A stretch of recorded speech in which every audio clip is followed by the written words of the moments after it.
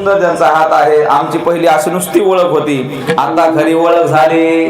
कारण एकामेकांच्या चेहऱ्याकडे पाहिल्यानंतर जी ओळख होते ती खरी ओळख नसते महाराज, बरोबर आहे की नाही. त्यांच्या हाताची आणि माझ्या बोलण्याची ज्यावेळेस एकत्रीकरण झालं त्यावेळेस खरी ओळख झाली.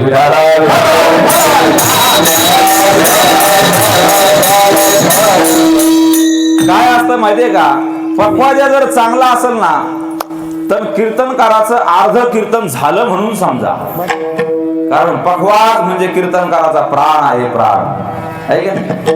हो, आता ना सांगत ना मी कुठं होतो रात्री कीर्तनामध्ये असाच एक पखवाजा होता. नाव नाही ठेवायचं आपल्याला, पण तो भलताच इकडं तिकडं कसं बी जुळाना मिळणं. मी हे लहान लहान लेकरं हे लहान लहान लेकरं आपल्या भवानी गडावर दादाजींकडे पोरं आहेत की नाही, त्या पोरामधल्या एका पोराला म्हणलं बस बरं वाजवायला, तुझ्यावर भागून घेऊ.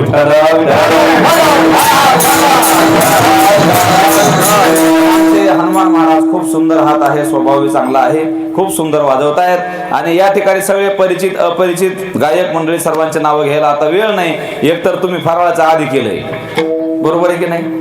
त्याच्यामुळं झोपण्याची दाट शक्यता आहे, गार हवा येते, बरोबर आहे की नाही. रोजचा नियम वेगळा होता. रोजचा नियम कसा होता, रोजच्या नियमामध्ये असं होतं की 7 ते 9 कीर्तन व्हायचं, नंतर जेवायचं. त्याच्यामुळे झोपायचा काही संबंध नव्हता. पण आज जरा माझ्या वाट्याला वेगळंच आलंय, आहे की नाही. सगळे खाऊन पिऊन आलेले, तयारीमध्ये आलेले. अरे आजचं कीर्तन माझं जे आहे ना, तर तुम्ही कीर्तनामध्ये आलेला आहात. तर आमचं कीर्तन काय असतं माहितीये का, लोक म्हणतात कीर्तनात लोक झोपत येत. बऱ्याच वेळेस आपल्याला ऐकायला भेटतो काय लोक तो कीर्तनात झोपत येत, कीर्तनात झोपत येत. मी म्हणतो लोक कीर्तनात झोपत नाही. लक्ष देऊन ऐका, लोक कीर्तनात झोपत नाही, त्यांच्या झोपेत आपण कीर्तन करतो. 9 ते 11 बरोबर आहे का, झोपेची वेळ आहे की नाही. मग लोक कीर्तनात झोपत नाही, त्यांच्या झोपेत आपण कीर्तन करतो.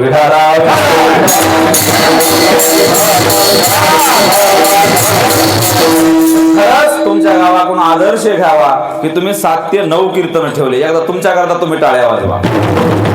कारण महाराज 7 ते 9 टायमिंग इतका चांगला आहे. सगळे फ्रेश असतात, चांगले चेहरे असतात, सगळ्यांचं मन चांगलं असतं. आणि त्याच्यामध्ये कीर्तन केलं तर काहीतरी घेता येतं, बरोबर आहे की नाही. नाहीतर झोप इकडे वरती, कीर्तन तिकडे वरतो, आहे की नाही. कळतच नाही, झोप घ्यायला लागला कीर्तन ऐकायला लागलाय, होतं की नाही असं. हो, पण असं न होता आज काय तसं होणार नाही. आज एकादशी ध्यानात ठेवा, एखादं जर कोणी झोपलं तर त्याला काय होईल, राहू द्या ना तुमच्या जवळच, काही होणार नाही, काळजी करू नका. सप्ताह चालू आहे की नाही, पण झोपणार नाहीत मला खात्री आहे. सांगायचं तात्पर्य असं आहे की आज आपल्या या कार्यक्रमाची इतकी सुंदर शोभा, एवढं मोठं पटांगण, एवढे सुंदर मंदिर, एवढा सभा मंडप दिलेला आहे. साऊंड सिस्टीम अत्यंत चांगली आहे, त्यांच्याकडे टाळ्या वाजवा. हा, गावचीच आहे का, वा वा वा, छान छान. साऊंड सिस्टीम अत्यंत सुंदर आहे. आणि म्हणून आपल्या सगळ्यांच्या सहकार्याने मी थोडीफार या ठिकाणी आज एकादशीच्या निमित्तानं पांडुरंगाची सेवा करण्याचा प्रयत्न करतोय.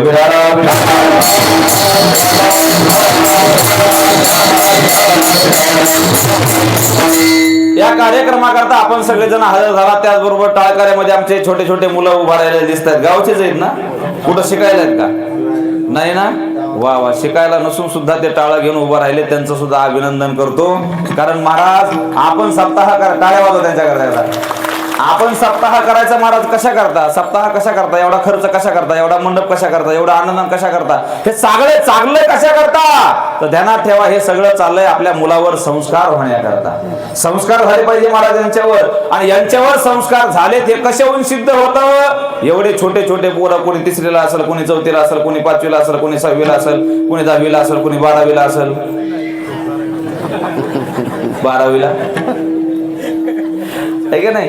हो, सगळे 5वी 6वीच्या आतले एवढे छोटे छोटे पोरं, हो, 2 तास टाळ घेऊन उभा राहत आहेत. खऱ्या अर्थाने हीच तुमच्या सप्त्याची श्रीमंती आहे.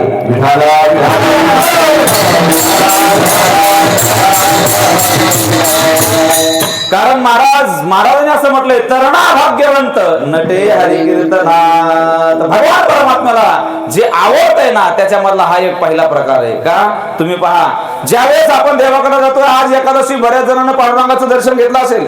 देवाकडे ज्यावेळेस आपल्याला दर्शनाला जायचं त्यावेळेस प्रत्येक मनुष्य दर्शनाला जाताना विचार करत असतो की देवाकडे जायचं, हातामध्ये काहीतरी घेऊन गेलं पाहिजे. मग एखादं फुल घेऊन जावं, कोणतं फुल न्यावं. एक मावशी घरामध्ये गेली, माय म्हणली काल शेतामध्ये कापूस याचायला गेले होते आणि येता येता झेंडूचे फुलं आणले होते. 7 दिवस तर झाले त्यांना. फक्त किती दिवस? 7 दिवसाचे फुलं घेतले आणि पांडुरंगाला येऊन वाहिले. असं करतो का आपण? का बरं 7 दिवसाचे फुलं का वाहत नाही? कारण देवाला जे फुलं व्हायचे ते सुकलेले वाहून जमत नाही. कसे वाहिले पाहिजे? ताजे वाहिले पाहिजे. बरोबर आहे की नाही? जसं देवाला फुलं ताजे पाहिजेत तसं महाराज हे आपले ताजे फुलं आहेत. हे जे उभा राहिलेत ना, हे ताजे फुलं आहेत महाराज. बरोबर आहे की नाही? आणि खऱ्या अर्थानं हे देवाला आवडतात. बरोबर आहे की नाही? आणि म्हणून या सत्याचं हे फलित आहे. आपण सगळेजण या ठिकाणी, आज एकादशी आहे, पांडुरंगाची एकादशी आहे. विशेष म्हणजे एकादशा 2 असतात. सहसा हे आपल्या इकडच्या लोकांना माहित नाही बरं का. हे आळंदीला जे शिकले त्यांनाच माहिती 2 एकादशीचा खेळ. आपल्याकडे काय खेळ माहितीये का? आपल्याकडे एवढंच माहितीये, एक मोठी एकादश आणि बारकी एकादश. आणि एकादश धर्माचे लय प्रकार ना. हो, काय काय जण म्हणते आम्ही 15 वाडीची नाही धरीत, मग मोठी धरतो. मोठी, आता ही मोठी कशी असते बारकी कशी असते अजून काय आम्हाला कळलं नाही. आता मला अण्णालाच विचारलं, राऊत अण्णाला, मोठी एकादश म्हणजे बारकी. अरे एकादश एकादश असते, कोणची मोठी नसते कोणची बारकी नसते. मला सांगा, तुम्हाला विंचू माहिती का? विंचू विंचू नसत माहिती. तुमच्या गावाकडे परिचयच नाही है की नाही? मला सांगा मोठे मार्ग काय आहे त्याच्यामध्ये?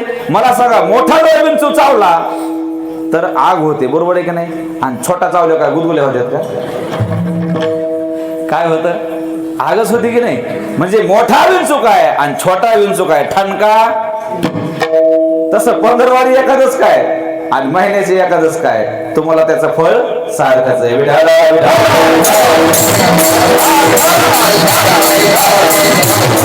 भगवान परमात्म्यानं व्यवस्थेकरता सांगितलं भक्तांना, अरे शुद्ध एकादश माझी आणि वद्य एकादश तुमची. म्हणजे शुद्ध एकादशीची वारी पंढरपूरची आणि वद्य एकादशीची वारी ज्ञानोबारायांची आळंदीची. बरोबर आहे की नाही? आणि म्हणून आज शुद्ध वारी आहे आणि त्या निमित्तानं अभंग जगद्गुरु तुकोबारायांचा घेतलेला आहे. या अभंगामध्ये जगद्गुरु तुकोबाराय आपलं जे उपास्य दैवत आहे, ज्याची आपण उपासना करतो, जे साध्य आपल्याला प्राप्त करायचं आहे त्या साध्याचा परिचय देतात. खऱ्या अर्थानं आपण जर अखिल मानव जातीचा विचार केला तर आपण सगळेजण काही ना काही देवा करता करत असतो. ज्ञानोबारायांनी तर असं सांगितलेलं आहे की सगळं जग हे श्रद्धेनं भरलेलं आहे. महाराज कसं आहे? हो, श्रद्धेनं भरलेले. सगळ्या जगामधल्या सगळ्या माणसाला श्रद्धा आहे.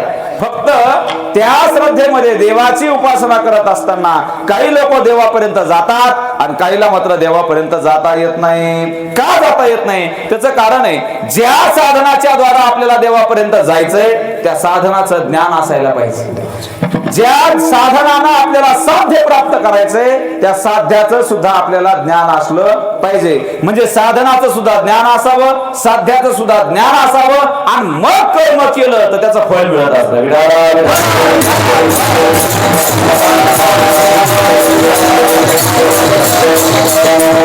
मग पहिली गोष्ट आहे, महाराज साधनाचं ज्ञान असलं पाहिजे. आपल्याला जे साधन करायचंय देवाकडे जाण्याकरता साधनाची कमी नाही. किती साधना आहेत? अनंत साधना आहेत, है की नाही? देवाकडे जर जायचं असेल तर योग साधना करा, देवाकडे जाता येतं. देवाकडे जायचं असेल तर निष्काम कर्म करा, देवाकडे जाता येतं. बरोबर आहे का? देवाकडे जायचं असेल ज्ञानाची प्राप्ती करून घ्या तरी देवाकडे जाता येतो.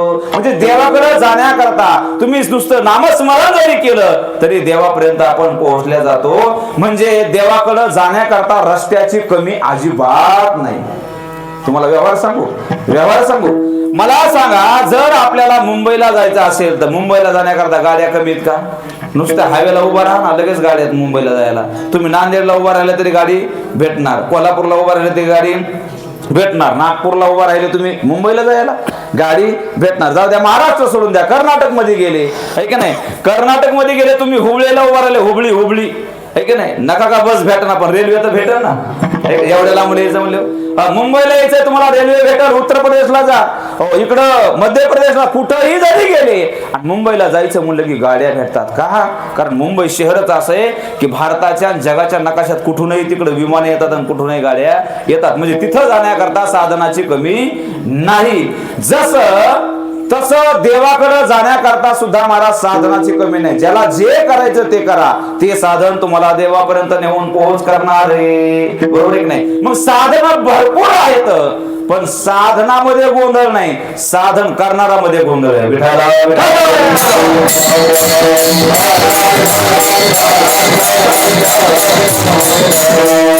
खऱ्या अर्थानं पाहिलं तर अनेक जरी साधन असले तर ज्ञानोबा महात्म्यांनी सांगितलं, बाबा लय वेगवेगळ्या साधनामध्ये तुम्ही जाऊ नका, वेगवेगळे साधन करू नका. योग साधना, त्या योग साधनेनं देव प्राप्त होणार आहे, पण योगाची या वाटा जे निघालेला सुभदा तया दुःखाचा जिसेल वाटा भागा आला. महाराज म्हणले, तुम्ही जर योगाच्या वाटाला गेले तर योग साधना सोपी नाही. योग याग विधी येणे नोहे, आहे की नाही? योग साधना सोपी सांगितली नाही. मग सगळ्यात सोपी साधना सांगितली ती म्हणजे नामस्मरण. या नामचिंतनाच्या द्वारा आपण त्या देवापर्यंत जाऊ शकतो. परंतु जात असताना जाण्याकरता तर इतके लोक निघाले महाराज, इतके लोक निघाले आपल्याला मोजता येणार नाही एवढे लोक देवाकडे चालले सध्या. बरोबर आहे की नाही? आणि त्यातले त्यात असं झालंय महाराज, इथं महादेवाचं मंदिर आहे. बरोबर आहे की नाही? एक लोटा जल, पुढं काय? मला पाठ नाही म्हणून विचारतो. एक लोटा जल, आहे की नाही? महाराज खऱ्या अर्थानं भगवान शंकराचे मंदिर पडक पडले होते, पडक इतकं ते गवत उगवले होते. बरोबर आहे की नाही? पण कोणी का व्हायना, कोणच्या का बाबाच्या व्हायना का महिला मंडळ नादी लागल्या देवाच्या, महादेवाच्या, सगळे मंदिर स्वच्छ झाले, आहे की नाही? टकाटक झाले. हो, आता महादेवाला सुद्धा असं वाटायला लागलं की मी देव आहे बरं का, आहे की नाही? कारण भक्तच कुणी येत नव्हता महादेवाकडं, जातच नव्हतं कुणी. पण आता महादेवाला सुद्धा बरं वाटत असेल. फक्त महिला मंडळीला एवढीच विनंती, कारण मी आता शिवपुराण कथा करतो, श्रीमद भागवत कथा करतो, रामायण हे करतो, आहे की नाही? त्याच्यामुळं महिला मंडळीला फक्त एकच गोष्ट सांगतो, महादेवाला नक्की पाणी वाहा, महादेवाला नक्की बेल वाहा, फक्त महादेवाची स्वच्छता ठेवा, आहे की नाही? हो, वाजवा टाळी तुम्हाला पटलं असेल तर. कारण मी पाहिलेल्या गोष्टी सांगतो. अहो, तिचा बेल जास्त होय, नाही माझा बेल जरा जास्त टाकायचा आहे. तिचं कुंकू लावली होय, माझं कुंकू जास्त लावायचं. तिनं फुलं वाहिले होय, मला जास्त फुलं व्हायची. तिनं अगरबत्त्या लावले होय, मी 10 लावते. तिने दिवे लावले होय, मी 50 लावते. अरे लावा ना बाबा, आपण ते महादेवाचा विचार करा ना, तिथं स्वच्छता आहे का विचार करा ना. तुम्ही 100 फुलं वाहिले काय, 100 बेलपत्र वाहिले काय, आणि त्या देवाच्या पिंडीवर जर स्वच्छता नसेल, जर तुम्ही दही वाहिलेला असेल, दूध वाहिलेला असेल आणि त्याचा जर वास येत असेल, तर मग तुम्ही पूजा करून सुद्धा काही उपयोग. एखाद्या तरी महिलेनं असा विचार केला पाहिजे, अरे 5 बेलपत्र मी आणलेत, पण महादेवाच्या पिंडीचा विचार केला तर अर्धे बेल खाली पडले, तर अर्धे डोक्यावर आहेत, कोणी साखर टाकली तर कोणी फुलं टाकले तर कोणी हळदी कुंकू टाकलंय. इतकं घाण देवाला केलेलं आहे. एवढं काही काही टाकलंय ना, मी माझे फुलं व्हायचे, मी माझे बेलपत्र व्हायचे बाजूला ठेवते, मी आधी महादेवाला स्वच्छ करते. आणि तिनं महादेवाला स्वच्छ करावं आणि एकच बेल व्हावा. मी म्हणतो खऱ्या अर्थानं तीच पूजा आहे.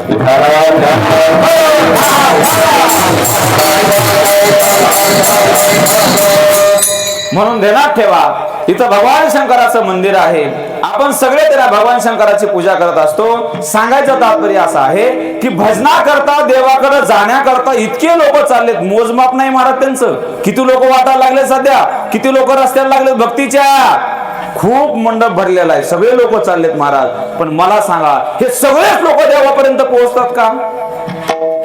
जसं भगवान कृष्ण परमात्म्याने गीतेमध्ये सांगितलं, अर्जुना अरे माझ्याकडे येणाऱ्याची संख्या कमी नाही रे, माझ्याकडे येणारे खूप आहेत, पण सगळे माझ्यापर्यंत पोहोचत नाहीत. मग मनुष्यानाम सहस्रेषु कश्चित येतति सिद्धये, है का नाही? हो, हजारो मनुष्यापैकी एखादा मनुष्य माझ्यापर्यंत येतो, सगळे माझ्यापर्यंत येत नाहीत. हो, त्याचं उदाहरण जगद्गुरु तुकोबारायने सुद्धा सांगितलं.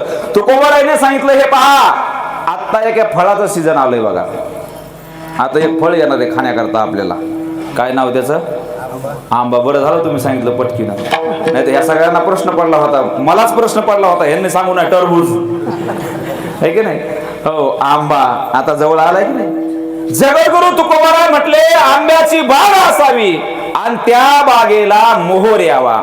आणि मोहर आल्याच्या नंतर इतका मोहर येतो, इतका मोहर येतो, इतका मोहर येतो, जो मालक आहे त्या बागेचा त्याची छाती फुगते महाराज असे. अरे इतका मोहर आला, इतका मोहर आलाय, किती आंबे येतील आता भरवसा नाही आहे की नाही. इतका मोहर आलाय, त्या आंब्याच्या बागामध्ये जातो आणि तिथं गेल्याच्या नंतर हो मोहर आलेला असतो, आनंद वाटतो. पण 10-15 दिवसाला तिथं गेल्याच्या नंतर तेवढे आंबे लागलेले असतात का? नाही, तेवढे आंबे लागलेले नसतात. मग मोहर तेवढा राहिलेला नसतो.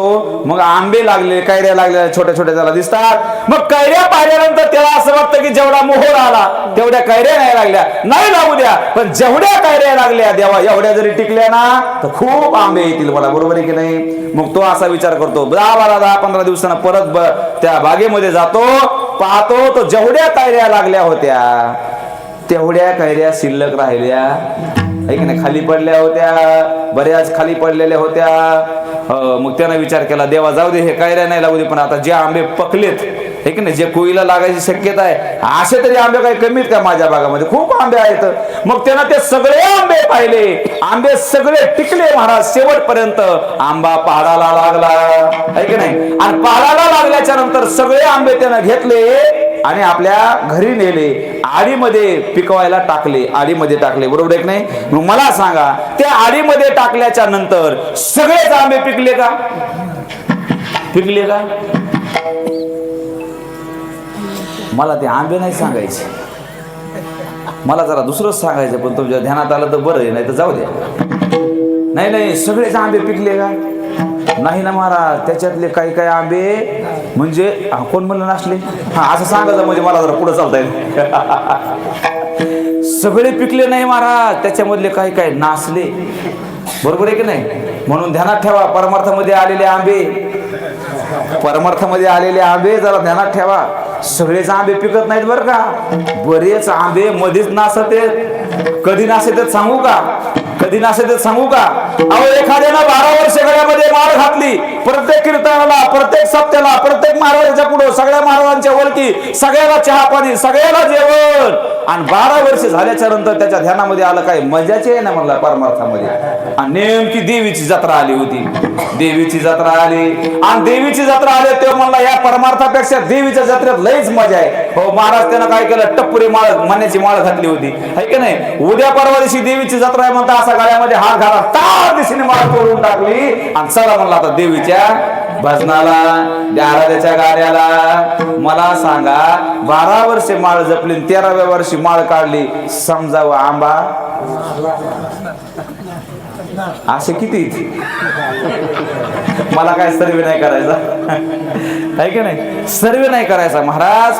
आंब्यानं पकावं पण आंब्यानं नासू नाही.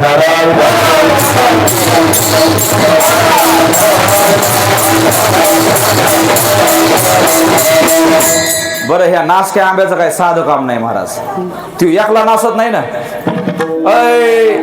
मौजे पिंपळगाव, तो आंबा एकटा नासत नाही महाराज, तो लय हुशार असतो. आज पीक नासलेला आंबा जर त्या आडीमध्ये ठेवला तर काय होतं, हा दुसऱ्याला नाशिवतो. ते म्हणते काही नाही, 12 वर्ष माझ्या गळ्यात माळ होती, काय देवाची प्राप्ती नाही, भेट नाही, स्वप्नात नाही. बरं, मला वाटलं लय माळ घातले पैसे मिळत असते, अरे तसं बी काही नाही, जाऊ दे मला टाक काढून माळ. म्हणजे ह्यानं काढली, दुसऱ्याला काढायला लावली, तिसऱ्याला काढायला लावली, चौथ्याला काढायला लावली, आणि हे सगळं टोळकं गावामध्ये कुचरवाट्यावर बसतंय. आणि हे सगळं टोळकं गावात कुचरवाट्यावर बसले, निंदा कुणाची करते, कुणाचीच नाही, फक्त सत्याची आणि महाराज लोकांची आहे की नाही. हे महाराज असला, तो महाराज तसला, ह्यानं काही नीट सांगितलंच नाही आणि त्याला काही नीट आलंच नाही. आता त्यांना नाही चुका बरबाद आहे की नाही, बरोबर आहे की नाही. म्हणजे ह्यांना समजायचं हे नासलेले आंबे आहेत महाराज, बरोबर आहे की नाही. म्हणून महाराज म्हणतात सगळे आंबे पिकत नाहीत, सगळे आंबे शेवटपर्यंत गोड होत नाहीत, काही नासतात. मी माझ्या पदरचं बोलत नाही, जगद्गुरु तुकोबाराय असं म्हटलंय. जगद्गुरु तुकोबाराय म्हणतात, अमवाईसे फळे नाही